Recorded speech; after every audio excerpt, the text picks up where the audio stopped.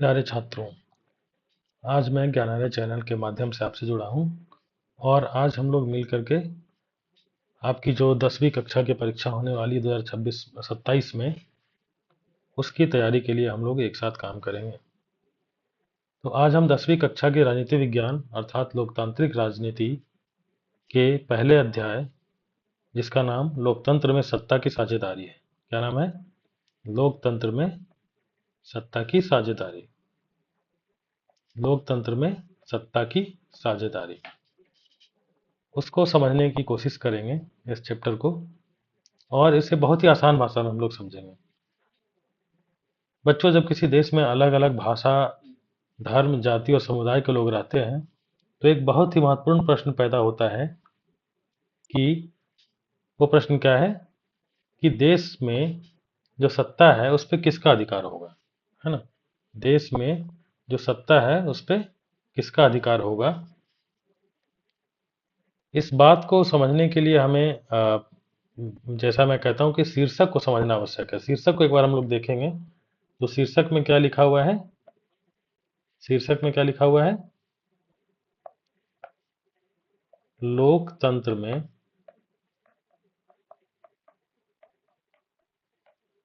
सत्ता की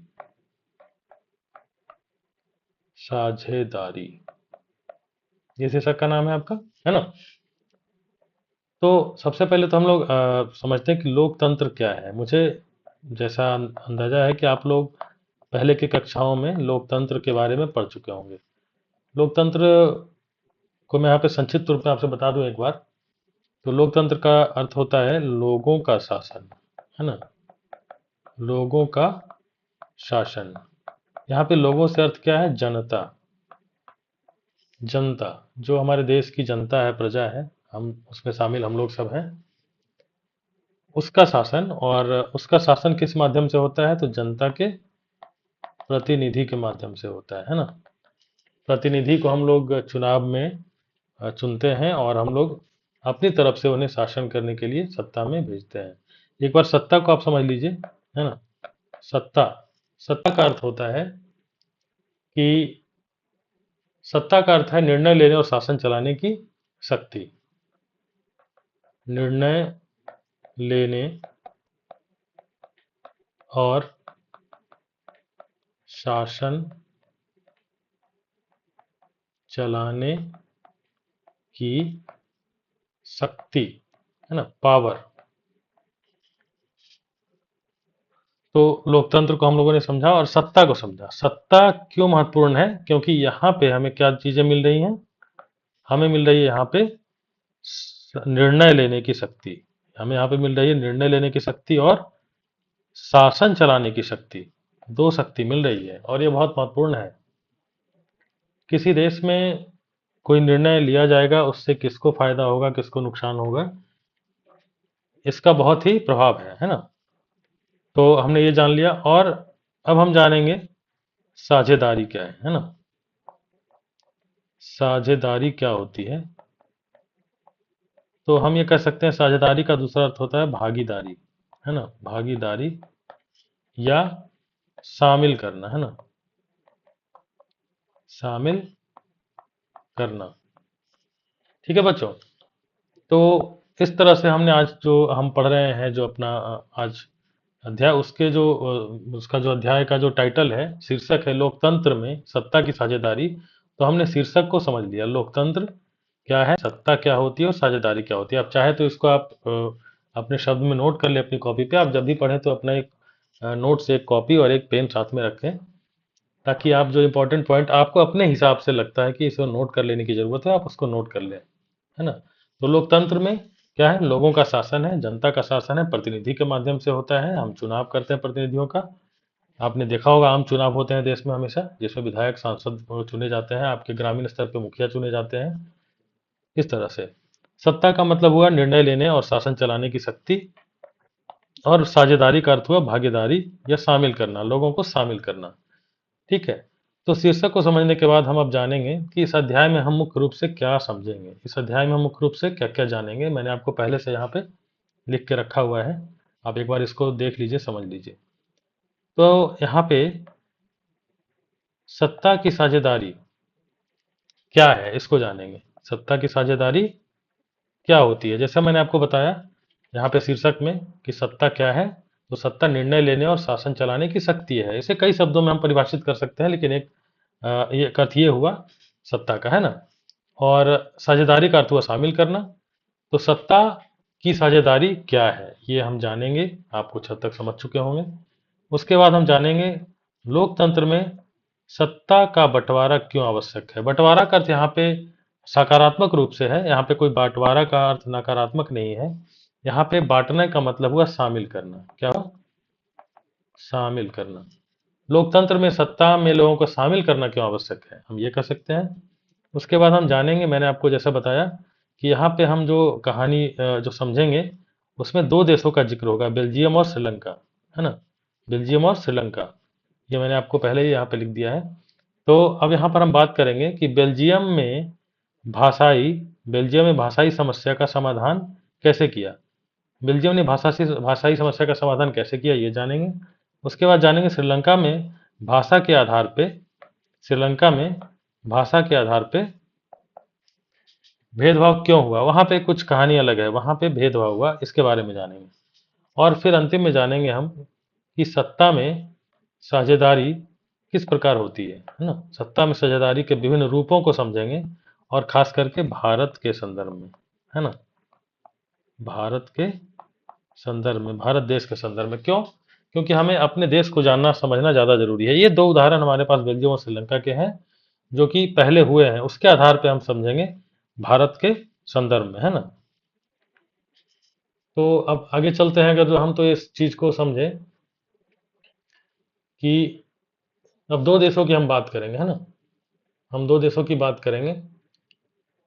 तो पहला देश है बेल्जियम। बेल्जियम को हम लोग देखें तो बेल्जियम जो है वो, देखिए आपको यहाँ दिखेगा मैप में, ये बेल्जियम का मैप है ना। ये जो आपको दिख रहा है स्क्रीन पे, ये बेल्जियम का मैप है। इसकी राजधानी ब्रुसेल्स है। और इसके आप देखिएगा चारों तरफ तो जो देश है वो एक जर्मनी है, एक फ्रांस है, एक नीदरलैंड है ना। और यहाँ पे लग्जमबर्ग है। ये इसके चारों तरफ के देश हैं। और यहाँ पे जो भाषा बोली जाती है, इसका मतलब जो आसपास के देश है उसका प्रभाव इस पे पड़ा हुआ है। यहाँ पे कौन कौन सी भाषा बोली जाती है, तो यहाँ पे जर्मन भी बोली जाती है ना। देखिए यहाँ पे जो है डच बोली जाती है, डच है, फ्रेंच है, जर्मन है।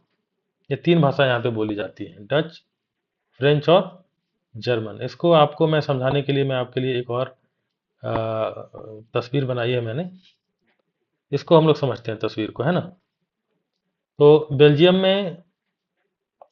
में भाषा, भेदभाव और सत्ता की साझेदारी, यहाँ पे दो चीजें आ रही हैं। एक तो बेल्जियम देश है ना। और भाषा का भेदभाव यहाँ पे रहा है। इसका अर्थ में यहाँ पे क्या है, भाषा का भेदभाव रहा है। और इसमें इस भेदभाव को दूर करने के लिए सत्ता की साझेदारी किस प्रकार की गई, ये बेल्जियम का एक कहानी है, इसको हम लोग देखेंगे। बेल्जियम एक बहुभाषी देश है जहाँ पे कि हम देख सकते हैं यहाँ पे तीन तरह की भाषा बोली जाती है। एक डच भाषा है, यहाँ पे मैंने लिख रखा है, आप देखिए इसको। डच भाषा जो है ये 59% लोग बोलते हैं इसको। 59% लोग जो है डच भाषा बोलते हैं, है ना। और 40% लोग बोलते हैं यहाँ पे फ्रेंच भाषा को। और 1% व्यक्ति जो है वो जर्मन भाषा बोलते हैं। यानी कि कुल मिला के आप देख रहे हैं कि यहाँ पे जो भाषा का विवरण है वो कुल तीन तरह की भाषाओं का हमें मिलता है ना। डच, फ्रेंच और जर्मन। डच 59% लोग बोलते हैं, और फ्रेंच 40% लोग बोलते हैं, 1% लोग जर्मन बोलते हैं, है ना। यहाँ पे आपको एक मैप दिख रहा होगा बेल्जियम का। ये बेल्जियम का पूरा मैप है ना। ये पूरा मैप बेल्जियम का है, और इसको दो भागों में बटा हुआ दिखाया गया है। एक जो पीला वाला भाग है वो डच भाषा का क्षेत्र है। यहाँ पे डच भाषी लोग रहते हैं, इसको फ्लेमिश क्षेत्र कहते हैं। आप इसको कॉपी में नोट कर लीजिए। डच भाषा बोलने वाले लोग क्या कहलाते थे, फ्लेमिश, फ्लेमिश क्षेत्र में। और दूसरा जो क्षेत्र है वो फ्रेंच भाषा का बड़ा क्षेत्र है, जिसमें कि 40% लोग हैं, है ना। ये 40% और ये 59%। तो जो फ्रेंच भाषा का क्षेत्र है इसको वालून क्षेत्र बोलते थे, वालून, है ना। अब यहाँ पर हम इस पिक्चर के माध्यम से समझेंगे। तो सबसे पहले यहाँ पर देखेंगे भाषा भेदभाव की समस्या, यहाँ पे समस्या को बताया गया है। आपकी जो किताब है आप उसको जब पढ़ेंगे तो आपको ये बातें मिलेगी, लेकिन अब चूंकि किताब की भाषा को आपको किताब की लिखित भाषा में समझाया जाएगा तो मुझे लगता है थोड़ी दिक्कत होगी, तो आपको यहाँ पर एक पिक्चर के माध्यम से लिखित रूप में ही बताया गया है। तो समस्या क्या थी? समस्या ये थी कि डच भाषा बोलने वाले लोग जो हैं वो यहाँ पे बहुसंख्यक हैं, क्योंकि उनकी जो आबादी है वो ज़्यादा है और ये 59% लोग यहाँ पे बोलते हैं, है ना। और दूसरी भाषा जो है फ्रेंच है, वो भी 40% है। तो यहाँ पे डच भाषा बोलने वाले लोग बहुसंख्यक कहलाएंगे, फ्रेंच भाषा बोलने वाले यहाँ पे अल्पसंख्यक कहलाएंगे। वैसे तो सबसे अल्पसंख्यक जर्मनी के लोग हैं, जर्मन भाषा जो बोलते हैं जर्मन यहाँ पे, वो जो जर्मन भाषा बोलते हैं वो। लेकिन जो मुख्य विवाद रहा वो फ्रेंच और जर्मन भाषा, फ्रेंच और डच भाषा के बीच में रहा, सॉरी, फ्रेंच और डच भाषा के बीच में रहा। तो यहाँ पे जब डच भाषा बोलने वाले लोगों की बहुसंख्यक आबादी थी, तो सरकारी कामकाज और निर्णय लेने में एक ही भाषा या एक समुदाय को ज़्यादा मौका मिलता था, दूसरे को कम मौका मिलता था, है ना। क्योंकि ज़्यादा भाषा बोलने वाले लोग क्या थे? फ्लेमिश थे, डच थे, तो वो ज़्यादा प्रभावी होगा। तो और दूसरी जो भाषा है फ्रेंच, उनका भी अपना कहना था कि हमें भी मौका मिले, लेकिन उन्हें कम मौका मिलता था, है ना। तो उन्होंने कुछ इसके लिए दोनों के बीच विवाद हुआ, और आप जब देखेंगे तो इस विवाद से क्या निकलता है? इस विवाद से एक द्वंद्व की बात आती है जो आपकी किताब में दिया हुआ है। आप जब देखेंगे अपने किताब को तो एक द्वंद्व की बात की गई है, और द्वंद्व का मतलब होता है आपसी संघर्ष, है ना।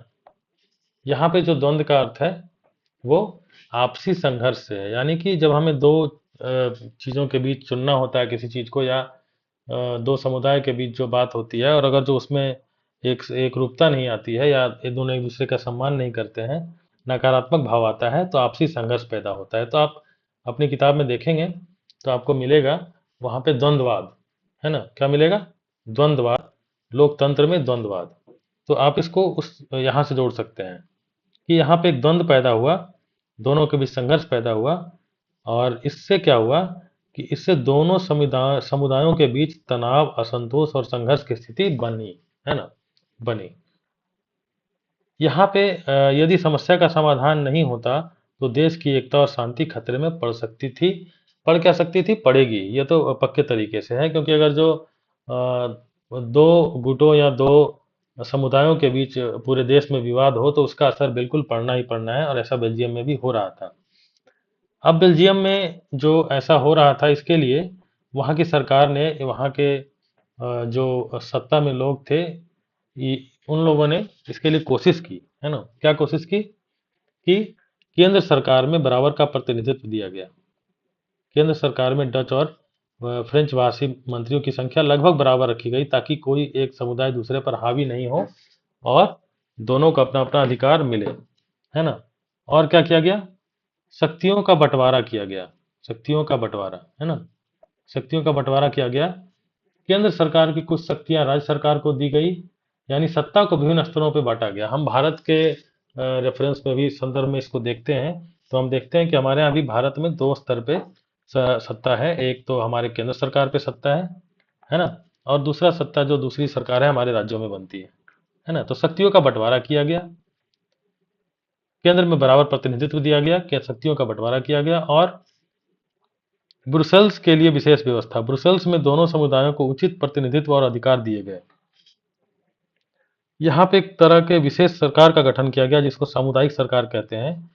भाषा, संस्कृति और शिक्षा जैसे मामलों के लिए अलग अलग सामुदायिक सरकार बनाई गई। एक एक रास्ता निकाला गया कि भाषा, संस्कृति और शिक्षा जैसे मामलों के लिए अलग अलग सामुदायिक सरकार को बना करके कोशिश की गई कि यहाँ पर जो विवाद है इसको सुलझाया जाए, है ना। तो इससे परिणाम क्या निकला? यहाँ पे परिणाम क्या निकला? देखिए आप बच्चों, यहाँ पर परिणाम क्या निकला कि दोनों समुदायों को सम्मान और अधिकार मिला, संघर्ष और तनाव कम हुआ। दोनों समुदायों को सम्मान मिला, अधिकार मिला, और संघर्ष, तनाव कम हो गया, है ना। सीख क्या मिली कि लोकतंत्र में सभी भाषाओं, सभी समुदायों और सभी क्षेत्रों के लोगों को सत्ता में भागीदारी मिलनी चाहिए, है ना। ये बेल्जियम की कहानी है, जिसमें मुख्य रूप से 3 भाषा के लोग थे और 2 भाषा जो बोलने वाले समुदाय थे उनको बीच विवाद रहा और अंतिम में उसको एक अच्छी समझदारी वाली कदम से, जो कि वहाँ की सरकार ने उठाया, उससे उसको समस्या का समाधान किया गया। अब हम दूसरी कहानी देखते हैं श्रीलंका की, है ना। श्रीलंका में भी, इसके लिए भी मैंने एक पिक्चर बना के रखा है आपके लिए, क्योंकि आपको इसमें समझने में आसानी होगी। श्रीलंका में भी भाषा का भेदभाव रहा है, यहाँ पे आप देख सकते हैं क्या हुआ श्रीलंका में, आप इसको समझे। ये 1948 में श्रीलंका स्वतंत्र होता है, ठीक है। 1948 में हमारा देश 1947 में आज़ाद हुआ और उसके एक साल बाद जो है ये श्रीलंका आज़ाद हुआ, है ना। श्रीलंका का उदाहरण ये है कि यहाँ पे 1956 में सिंघली एक्ट पास हुआ। सिंघली एक्ट को आप समझिए कि यहाँ पे असल में जो भाषा थी वो सिंघली और तमिल, ये 2 तरह के लोग थे। आप इसका मैप एक बार देख लीजिए, इस मैप में आपको दिख जाएगा, ये श्रीलंका का मैप है। आप भारत के मानचित्र को देखते होंगे तो भारत के मानचित्र के साथ ही आपको यहाँ पे जो श्रीलंका का जो मानचित्र यहाँ पे मिलता है ना। श्रीलंका का ऐसे आप छोटा सा भाग ऐसे देखते हैं बना हुआ, है ना। तो ये भारत के पड़ोसी देश में से आता है, भारत का पड़ोसी देश है।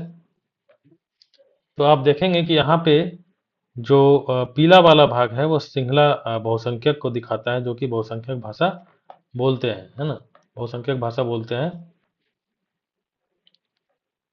और ये वाला भाग जो पीला वाला भाग है ना, ये वाला भाग ये सिंगला बहुसंख्यक के लोग हैं, सिंगला भाषा बोलते हैं। और दूसरा जो क्षेत्र है ये अल्पसंख्यक क्षेत्र है, तमिल अल्पसंख्यक, ये तमिल भाषा बोलते हैं, ठीक है। तो बेल्जियम में 3 भाषा थी, लेकिन मुख्य रूप से 2 भाषा का विवाद वहां पे भी था।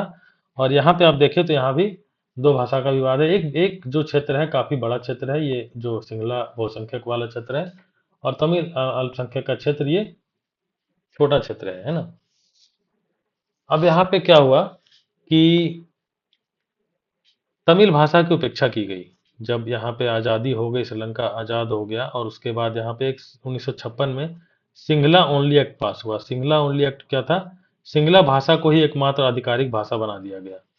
सिंगला भाषा को ही आधिकारिक भाषा बना दिया गया, या कह सकते हैं कि राजभाषा के रूप में माना गया, है ना। कि सारे देश में कामकाज की भाषा जो है राजभाषा सिंगला होगी, और जो सारा काम होगा हमारा वो सिंगला भाषा में होगा। इससे क्या हुआ? तमिल भाषा की उपेक्षा हो गई, तमिल भाषा की उपेक्षा होगी, तमिल भाषा के लोगों की अनदेखी की गई। इससे क्या हुआ कि जो भाषा हमारे अभिव्यक्ति का साधन है ना, और भाषा जो है हमारे लिए बहुत महत्वपूर्ण है। अगर जो हम हमारी भाषा में हमारा काम नहीं होता तो हमें बहुत तरह की कठिनाइयाँ हो सकती हैं, है ना। तो इससे क्या हुआ? कम अवसर मिले लोगों को शिक्षा में, नौकरियों में, सरकारी सेवाओं में। तमिल लोगों जो है कम हो गए, जो तमिल बोलने वाले लोग थे कम थे, उनके लिए मौके कम हो गए, है ना। इससे क्या हुआ? इससे तनाव और संघर्ष हुआ, जो कि आपको पता है कि जब सत्ता में साझेदारी नहीं होगी तो यहाँ पे क्या होगा? तनाव होगा ही होगा, है ना, जिसको द्वंद्व के रूप में आपने अभी देखा था कि द्वंद्व होगा। तो यहाँ पर क्या हुआ? तनाव और संघर्ष हुआ। समय के साथ अविश्वास बढ़ा, आंदोलन और हिंसा बढ़ती गई। अब इसको जो है श्रीलंका की सरकार ने समझा नहीं, है ना। इस बात को श्रीलंका की सरकार ने नहीं समझा, और ये जो है एक और गंभीर परिणाम के रूप में सामने आया, है ना। क्या क्या हुआ? तमिल लोगों ने खुद को उपेक्षित और अन्यायपूर्ण महसूस किया, समुदायों के बीच विश्वास कम हुआ, शिक्षा, नौकरियां और सरकारी सेवाओं में अवसर कम मिले, तनाव, आंदोलन, हिंसा की स्थिति पैदा हुई, है ना। और ये जो है एक श्रीलंका के लिए बड़ी ही खतरनाक स्थिति हुई, और श्रीलंका को इससे बहुत भारी नुकसान हुआ, है ना। तो हम देखते हैं कि बेल्जियम और श्रीलंका का जो उदाहरण है वो बिल्कुल विपरीत है ना। ये बिल्कुल विपरीत है। तो इसको हम लोग समझते हैं एक चार्ट के माध्यम से। आपके सामने मैं एक रखता हूँ, चार्ट यहाँ पे बनाता हूँ मैं, एक टेबल, इसको आप समझिए।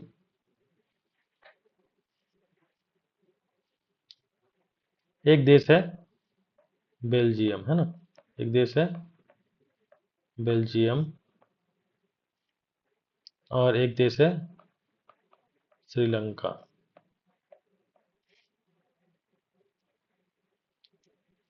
दोनों ने समस्या का समाधान एक ने कैसे किया, और एक एक देश में समस्या कैसे बढ़ती गई, इसको देखिए। बेल्जियम ने क्या किया, सभी प्रमुख समुदायों को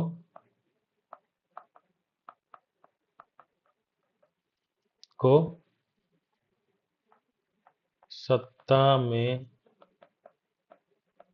भागीदारी दी गई। आप इसको चाहें तो नोट कर सकते हैं, मुख्य रूप से जो पॉइंट है, आपको ये पॉइंट्स चैप्टर को समझने में मदद करेंगे और साथ साथ एग्जाम में भी आपको मदद करेंगे। श्रीलंका में क्या हुआ उसके विपरीत में, बहुसंख्यक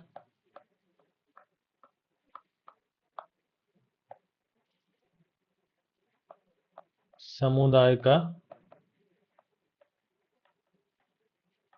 प्रभुत्व बढ़ा। प्रभुत्व मतलब क्या होता है, शक्ति, है ना, एक तरीके के शक्ति, उसका जो है प्रभुत्व बढ़ गया। उसके बाद जब ऐसा हो गया, और क्या किया बेल्जियम ने, बेल्जियम ने समझौते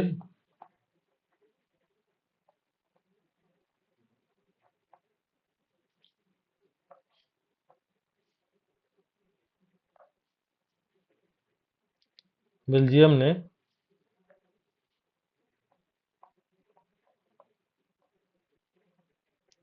समझौते और सहयोग की नीति अपनाई।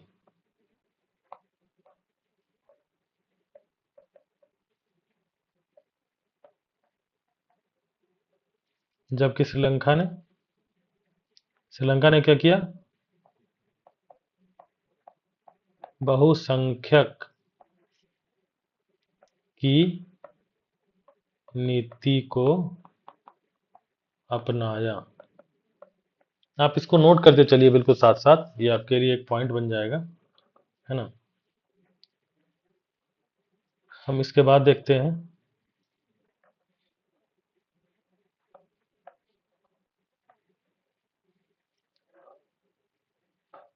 यहाँ पे बेल्जियम में क्या हुआ, सत्ता का बंटवारा किया गया, सत्ता का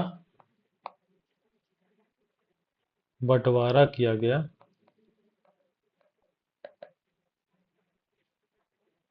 जबकि जबकि यहाँ पे क्या हुआ, श्रीलंका में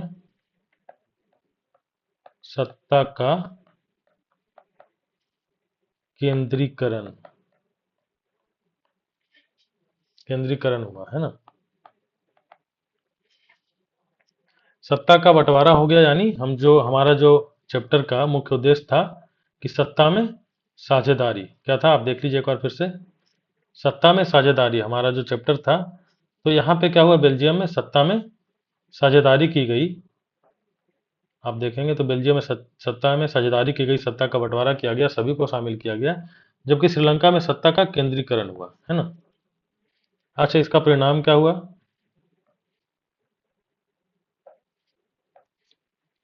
इसका परिणाम यह हुआ कि बेल्जियम में सामाजिक तनाव कम हुआ, सामाजिक तनाव कम हुआ, और देश में शांति स्थापित हुई। जबकि इसके विपरीत में श्रीलंका में क्या हुआ, सामाजिक संघर्ष बढ़ गया और अशांति फैल गई। प्यारे बच्चों, आप इस समझ सकते हैं दोनों देश की कहानी से कि किस देश का विकास हुआ होगा, किस देश में शांति रही होगी। क्यों? आपने दोनों देश की कहानी को समझा है ना। तो मुख्य रूप से क्या सीख मिली कि बेल्जियम ने सत्ता की साझेदारी अपनाई, जबकि श्रीलंका ने लंबे समय तक संघर्ष किया, है ना। बेल्जियम ने सत्ता की साझेदारी अपनाई और श्रीलंका में लंबे समय तक संघर्ष हुआ।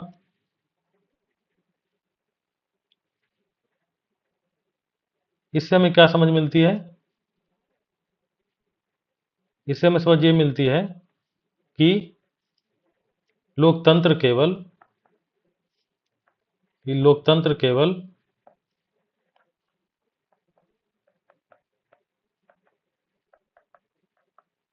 लोकतंत्र केवल बहुमत का शासन नहीं है। बहुमत का शासन नहीं है,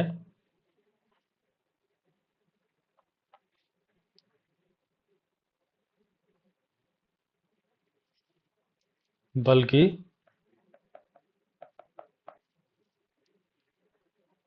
अल्पसंख्यक और विभिन्न समुदायों का भी सम्मान और समान अधिकार आवश्यक है ना। तो अभी तक हमने इस बात को समझा है ना।